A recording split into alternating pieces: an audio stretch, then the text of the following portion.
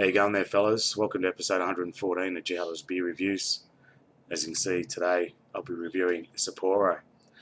Beautiful day today. Anyone who's going to watch this video today would agree with me. In Sydney, it's gorgeous today. 24th of September 2016, and a lovely day. Good beer drinking weather. So why not? Let's have a brew. Sapporo, Japanese beer. Says here it's imported by Premium Beverages from a place in South Australia, but it actually says it's made in Vietnam. Quite interesting, this one, because it is a Japanese branded beer, but I believe a lot of them are brewed in Canada as well. Correct me if I'm wrong, but I think a lot of the ones you can buy here are from Canada. This particular one's from Vietnam. It doesn't say much on the can besides ingredients as malts, hops, rice. So it's obviously a rice-based beer, which isn't a bad thing. Sometimes, those beers are nice and refreshing. Anyway, it's a cool-looking can. It comes in at 650 mils, 5.2% alcohol by volume. Anyway, let's crack him open and see how he goes.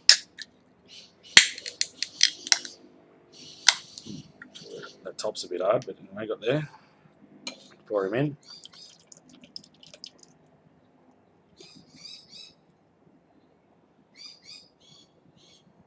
Okay, this is one of my favourite glasses. The head's come up really well, as you can see. Carbonation is high, as you'd expect of this type of beer. Colour is a light golden colour, sort of a straw-based colour. Head's over 2 fingers. Let's get a bit more in there. Alright, that's for the smell. I'm getting a sort of a sweet grain smell. Maybe a little bit of malt, but yeah, definitely that rice sort of adjunct sort of lager profile. Not bad though, but what do you expect of this style, It actually smells very refreshing if you're thirsty. It smells like it'd go down a treat. I'm sure it's going to as well. Alright, most important part, taste test. Cheers.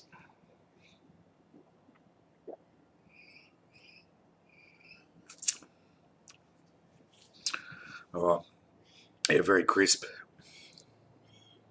Very, very crisp. Sweet.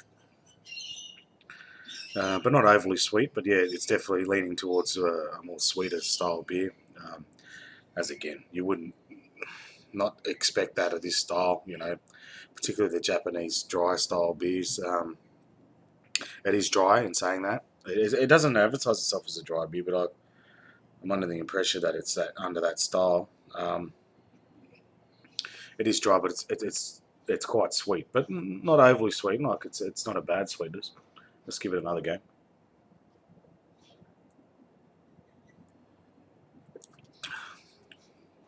Yeah, it's definitely leaning that way. It's crisp though, and it's got a little bit of bitterness there. Not much. It's definitely on the lesser scale for bitterness. But yeah, it's not bad. It's nice and crisp. A hot day like today, it's the spot.